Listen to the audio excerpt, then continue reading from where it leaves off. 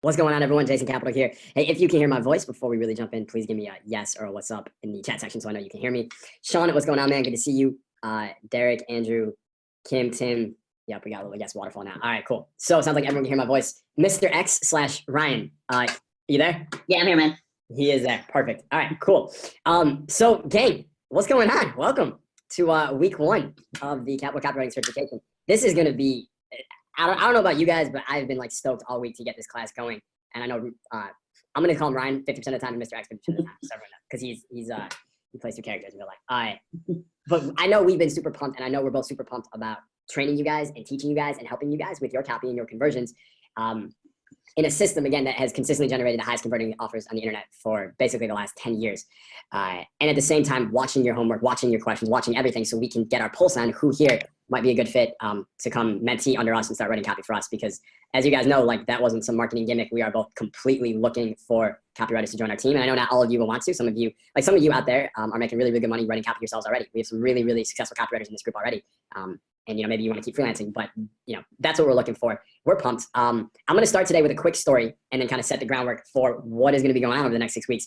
And then I'm going to hand it off to Ryan here, who is going to be leading a lot of the curriculum, and I'll be jumping in at certain parts. So I was thinking about what story do I want to tell to really start this off, because I have so many, and just so you guys know, I don't think it's going to shock anyone. I'm going to say fuck at least 12% of the time. Like, every 8th word is an F-bomb for me. So hopefully that's okay with everyone. This is how I talk. But I was like, I have so many fucking stories about copy. I could tell. Which one could I possibly tell? And I just went back to the first time I realized I had that epiphany that copy is everything. And I talked about it in the VSL. And it was literally 10 years ago. I was at a marketing event in Stamford, Connecticut. If anyone here's from Connecticut, there's nothing to do there. At a Ryan Lee marketing event. And I met this guy named Joel Marion there. And Joel Marion was he was 26 years old. He'd been a gym teacher less than a year ago to middle schoolers. That's what he did. And when I met him a year later, he had already made over $1 million in ClickBank. And I'm like, dude, tell me everything. How the fuck are you doing all this stuff? And we became friends that weekend. And we were working together at the bar later that night. Like, I was on a laptop like this. He was on a laptop next to me. And we're both working on stuff. But as he's working, every couple minutes, I see him like go into his backpack like this. He's like back turning me. He's like, puts it back, comes back, writes words. Disappears again. I'm like, what's he doing? I don't know. Comes back, writes words. And after a few minutes, or like 20 minutes of this, I'm like, dude, what are you doing? Like, what are you hiding in your backpack? Is that like a cocaine and you're like taking a bump and then you write good copy? Like, what is going on here? And he goes, that's my copywriter's handbook. I keep it in my backpack. I basically bring it with me everywhere I go. It refreshes my mind on what I believe are the most important copywriting lessons. And then it makes writing copy really, really easy. And the first time I told that story, I told it to Zach, who's one of my copy cubs. And he starts taking a note. You guys like this. And he goes, buy copywriting handbook or make one so I can carry it with me. And I'm like, dude, that's not the point of the story. The point of the story isn't that you have a copywriting handbook for your copy. The point of the story is that copy is everything. Joel carries his handbook with him everywhere. Joel was a gym teacher a year ago. Now he's a millionaire. Copy, right? Copy is everything. How did you get on this? How did we get you to join this class? Copy. How will you make money based on what we teach you in this class? Copy. Everything is copy. We have, like I said, a lot of successful people in this group. A few team members from Dan Locke are in this group with us here, right? And Dan Locke is a good friend of mine, an amazing, amazing dude. A lot of you guys probably follow him. And I always think it's ironic, and I used to joke with Dan that he sells this really, really good program called High Ticket Closer, teaching people how to close over the phone. Yet how does he sell his High Ticket Closer program? On a webinar with copy, right? So even the guy who's one of the best salespeople on the planet selling his sales program, he doesn't even sell it through sales. He sells it through copy, right? It's all copy. So you are 100% in the right place if you are looking to make 6 or 7 figures in 2019 from your laptop. There is no skill more important, in my opinion, than copy. Obviously, Ryan could probably tell you the exact same thing. So the way this course and the certification is going to work is we'll jump on this call every week. And we're going to basically, as Ryan will show you in a second, there's 6 major components to the Agora copywriting system. And we're going to knock off one component each week over the course of 6 weeks. As we do that, you are also going to, with your homework, be not just learning this stuff, because how much do you really learn just by like regurgitating stuff? Like, how well did 5th grade work for you? Because that didn't do shit for me, right? You learn by doing, right? You learn best by doing and then getting feedback, and doing more and getting feedback from an expert. So as we teach you each week, like today we're going to cover the entire first component, then the homework we give you is going to be actually putting that component into action this week. Second week, second component. Third week, third component. And what you're going to be doing is you are going to be writing your first Agora-fueled promotion. So by the time we're done in week 6, your whole promotion will be written. And you should be able to put it online and instantly make your ROI back on the investment for this course. That should be nothing. I would expect for many of you, it's going to be 50 to 100 times within a couple months in terms of the ROI. So this is really going to be really, really exciting. You guys are really using the Facebook group, which I really appreciate also. And I really want you guys to keep using the Facebook group. The more feedback, the more mastermind you can do with each other, the better this is really going to go for you. So on that note, I'm going to hand it off to Ryan here because I know he's got some really good stuff to teach. My man, let's do it. Yeah. So if you remember back to the original webinar that you attended to get on this class, we went over like the 6 steps of how we put together promotions at Agora Financial. And the steps are: number 1, research/avatar. Number 2, big idea. Number 3, the offer or the funnel. Number 4, headline and lead. Number 5, an outline and copyboarding. And number 6 is a first draft.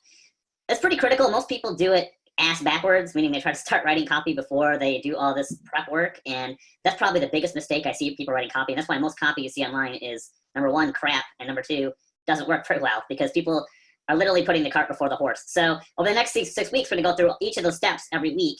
So that brings us today to step 1, which is about research and knowing your avatar. If you remember Grandpa Kurt, that is the avatar that we use for Agora Financial, the representation of the kind of customer we want to buy. It'd be really helpful for all of you to kind of keep in mind who your avatar is, or start thinking about that, because that's really the first and most critical step. The second step is doing a research to create the raw materials you're going to need to create a big idea. And there's really only one secret to that. And I'll show you a little visual example. You see here, this is a magnifying glass.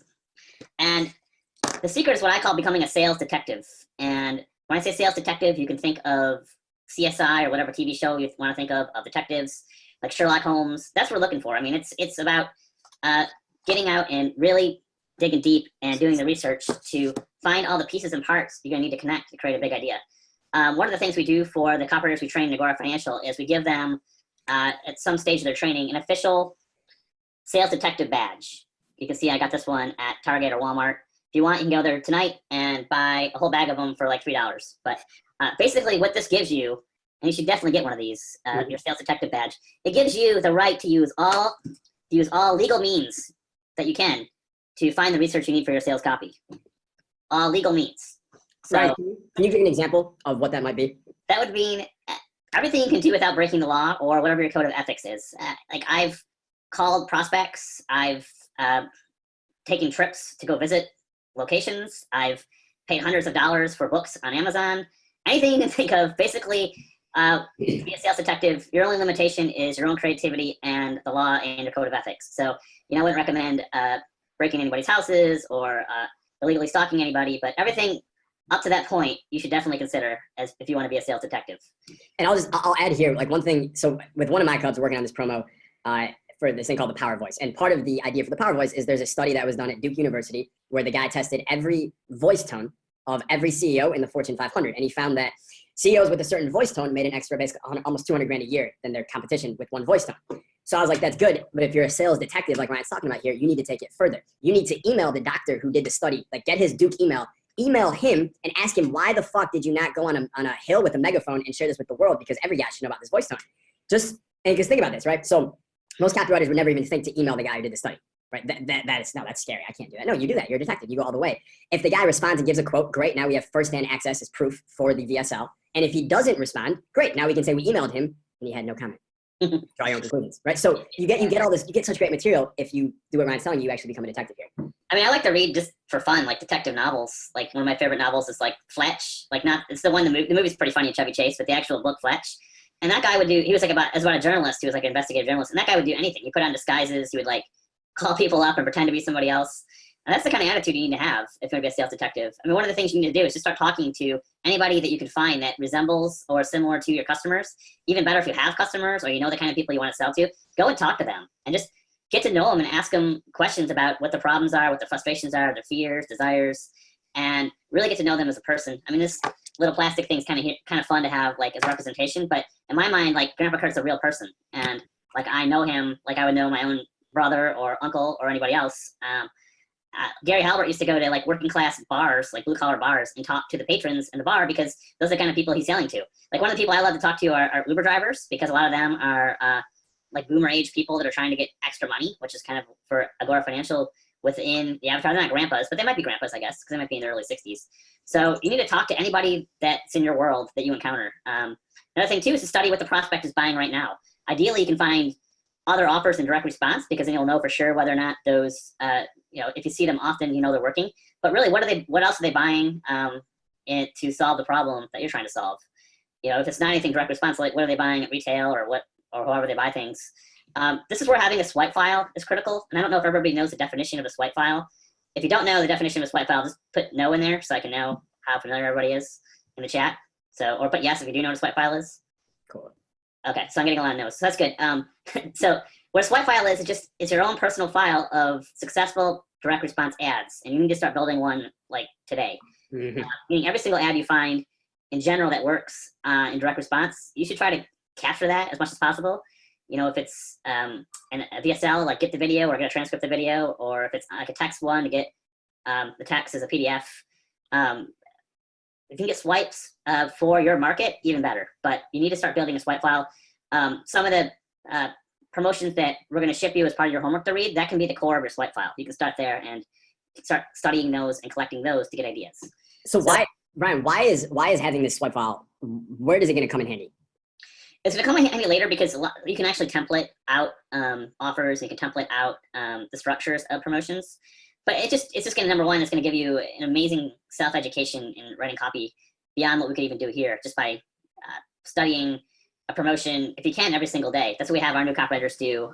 The sales alchemists we hire at Agora Financial, we have them read a promotion every single day for like 60 days. And that's one way to get really good at it, because it's just going to start filling your subconscious up with how good copy is supposed to look and sound and feel, and it's going to give you a lot of ideas. But if you can find some for your market, that's great, because it shows you what your customers seen before and maybe what they tried before, which gives you really just a little more insight inside their head. Exactly. Yeah. And so like one thing for everyone that Ryan just said, I don't want to like pass over. That's a really, really, really good idea for you, is to start reading one promo a day, one control a day, ideally. Whether it's your market or, one step or two steps away, peripheral market, like reading a promo a day is a really good idea. Ryan has a technique called the extraction technique that he talks about. When you read the promo a day, so there's like active reading and passive reading. And passive reading, you know what that's like. That's like you read something for half an hour and you disappear, and you close the book and then you go to something else and you absorb it, but you don't really extract from it. Extracting, Ryan, correct me if I'm missing something here, but I think it's you get the promo and then you extract one, like what is the lead type of this promo? And we're going to talk about lead types later, so don't worry about that if you don't know what that is. But the big thing to me that I think is really cool is you extract, okay, so what's the big idea with this promo? And what's the ordinary idea that the copywriter started with? So you can reverse engineer how they took an ordinary idea and then reframed it into an extraordinary idea. Because as Ryan's going to be telling you guys here over the next few weeks, the big idea is it's the thing, it's the sale. And if you can get really good at reframing ordinary ideas into extraordinary ideas, you have a talent that is literally worth millions of dollars a year for the rest of your life. It's alchemy, as Nathan says here, and Ryan. Obviously, they call them the sales alchemist. And I'll just tell you guys, I have a massive swipe file. I keep it in Google Docs, and every single time I see anything that's good, I subscribe to every Agora Financial, James Altucher, Tim Sykes, Laissez-Faire, Addison Wiggins, the Health Hitler Cancer thing. I subscribe to everything Agora puts out. I subscribe to every good copywriter I think is good. Like all of Ben Settle's emails I think are really good. So I'm on everyone's email list that I think writes good copy. And then I always click the links in all of their offers as well, so I can see the landing pages, I can see the offers, and every one of those offers that everyone's selling. Like, for some of you, you're on people's email list and you're like annoyed, like, oh my God, this person's always selling me. You need to reframe that now, because no longer are they selling you, they are saying, here, add this to your swipe file, right? It's like Oscar Wilde used to have this quote. He said the problem with pessimists is when opportunity knocks, they think it's annoying. Right, they tell them keep the noise down. Right, like this is opportunity knocking, saying, "Hey, here's a great sales letter." So every time I find a good offer, I add it to my swipe file. Right, and I usually I file it by market. Right, so here's health swipe files, here's biz ops swipe files, like all these different markets, and then I go even further and I classify them by lead type if I'm not being lazy. Right, so I can get it more. And then when it comes time for me to write a new promo, one of the first things I do in my research phase, which is step one here, is I go back and I look at all of the promos that are out there right now, because I want to know what is my customer seeing and thinking, and what have they been hearing the last few months. Yeah. So like one of the things too that you really want to, the sales detective, you really want to have your radar tuned to is just stories. Stories are great. It's those like scuttlebutt you hear. It's the weird stuff you hear, like the stuff you can, you hear it and you're like, there's no fucking way that's true. That's the kind of stuff you really want to collect and keep track of. Like that's the gold you can find. And I'll give you an example of that with a promotion that was a really big hit for Agora Financial like 4 or 5 years ago. So Ryan, I can share screen. I'm gonna pull this up for them. All right, cool. So it's Canadian Social Security. I'll read the headline complex. Americans now legally piggybacking Canadian Social Security and collecting extra monthly checks from $400 to $4,700. The story behind this is I was copy chiefing another copywriter. His name is Scott Bardelli. He's a really good copywriter in our industry. And we're trying to sell a newsletter about investing in blue chip stocks to collect dividends, which is really about as boring a topic as you can get for most people. Because you probably heard that even if you know nothing about investing, that you can buy into big companies and they'll send you dividends. But he did the research. He was a sales detective, and he discovered that the Canadian pension plan, which is Canada's version of Social Security, unlike our crappy system, actually invested in a certain way in